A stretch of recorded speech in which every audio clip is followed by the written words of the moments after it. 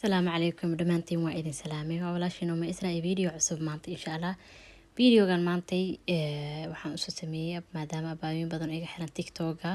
TikTok waxaan soo geliyaa mini vlogs ama mini routines videos soo marar badan anigoo isticmaalaya kareemankana soo geliyay YouTube-ka xataa wuu ku jiraa sanadkan bilowgiisa marar badan aan soo geliyay kareemada aan isticmaalo wajiga like waxaan bilaabay sanadka hore December soo marka hadda abaayoyin ayaa aad isu weydiiyaan maalmahan soo marka su'aal sa ugu jawaabay waa badalay soo marka waxaa sameyn doonaa kareem walba ama group walba iyo qayb walba isa u marsado ayaa idin la wadaagi doonaa soo qaybteena maanta waxaa waaye skinka dryga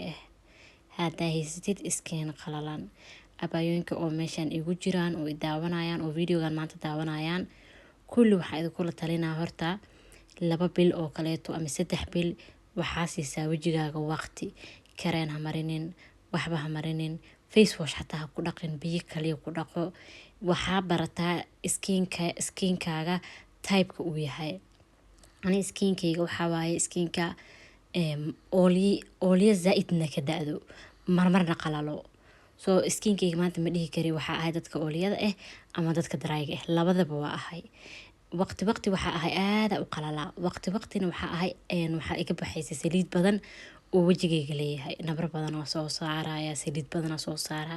marmarna dry ahay wajiga jacjac u noqonaa soo marka waxaa ku qasbanahay kareemo oo labada marba fiican in aan marsado kareemadane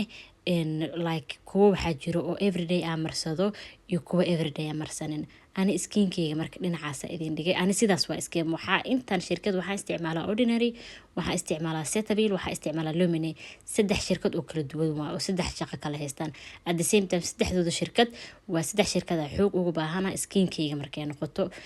hadaa rabtiin skinkayga ani comment-iga igu soo qora mara idinkaga soo sheekeena iyo sida uu kala isticmaalo laakiin hadda waxaa rabay gabdhaha wajiga qalalan inaa uga faa'iideeyo kareemadan oo shirkadan la dhahayo Lumine shirkadda kan waxaa idin tusinayaa Cetaphilka example le waaye hadaa rabtiin asagana waa idinkaga soo sheekeena insha Allah waxaa waaye day and night cream marka Cetaphilka day creamkiisa maxaa ku jirto qorax shirkadan Lumine asagana sidoo kale qoraxa ku jiro marka Lumine asagana shirkadan Lumine waa shirkadan inta taalo wuxuu leeyahay day and night cream soo ani day and night ka ma ka isticmaalo kale waxaan ka isticmaalaa day creamka iyo oo kan hadda aan geeska idin dhigaa iyo midkan oo intensive hydration ka intensive hydration waxa uu isticmaalaa marka nishiga anigu waxa isticmaalaa face wash oil control kareemo wajigayga oil ka controlayaan soo marmarka qaar marka oil controlling isticmaalo qaleel aan noqdaa qaleelka marka irritation wajiga ku keena gaduud ku keena wuxuu ku keenay maqaarka inuu ku cuncuno inuu ku jacjaco ina marka qosliis aad dhibsatid xilliga winterka kala banaanka marka u baxdo qabow kugu dhaco inuu wajiga dhan ku xanuuno oo jacjac dareentaadi dhan soo marka ani waxa soo dhan maxaa iga caawiyo kareemkan hadda aan gacanta ku hayo intensive hydration 24 hours wajigaaga wuxuu siinayaa qoyaan fiican wuxuu ku siinaa hydrating maxaa is leedahay waji oo maalmaha dhan la soo marinayo camal oo kaaga dhigaya soo marka waxaa arkay gabdho badan oo dhahaya abaayo maqaarka wajiga qalalan abaayo gaduuda wajiga wuxuu ku gaduunaa waxaa wajiga markuu qalalo wuxuu bixinaa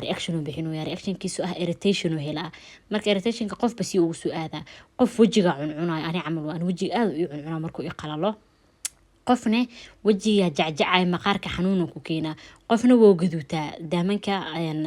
asagoo qabow iyo kuleel toona haynin ayuu daamanka gaduudana soo waxaa keenaya qaleelka oo wajiga ku jiro soo marka maqaarka markoo saas oo kale uu caabanayo waxaa fiican in la qaboojiyo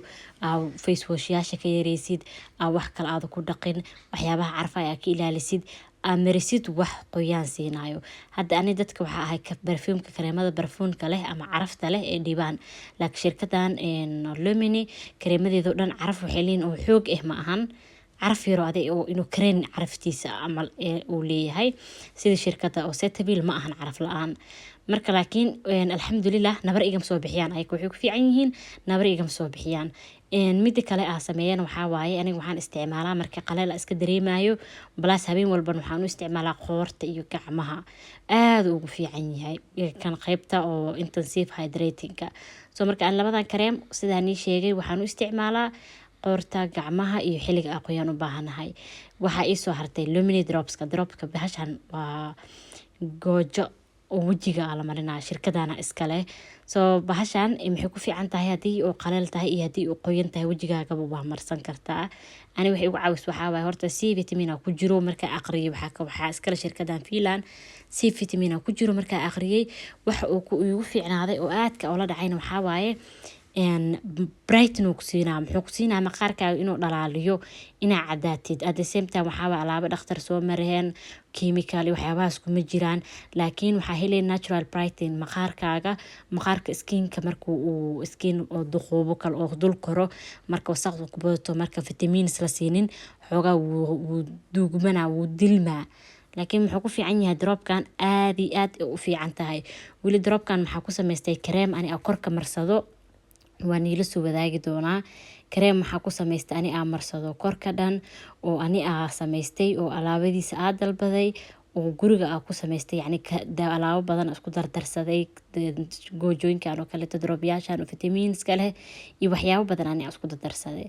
laakiin waa perfect wallahi ma laga hadli karo ludda jirka gudaha uu ka qoyaa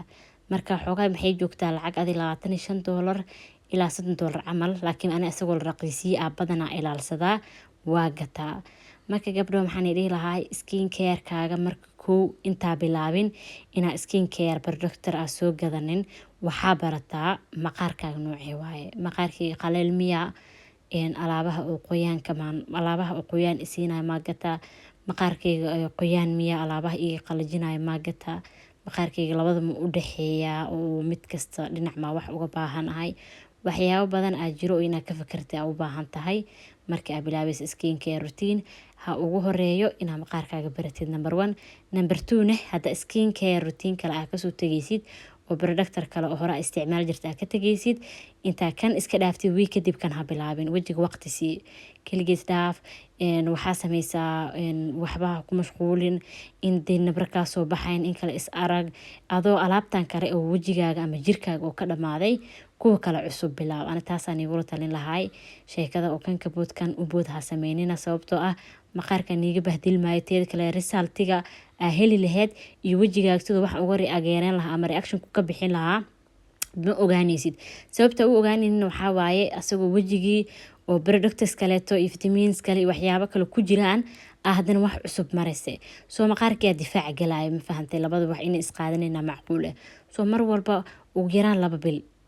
yaraan laba bil ayaa mataqaanaa wajigaaga wuxuu u baahan yahay inaad waqti siisid u nasatid kadib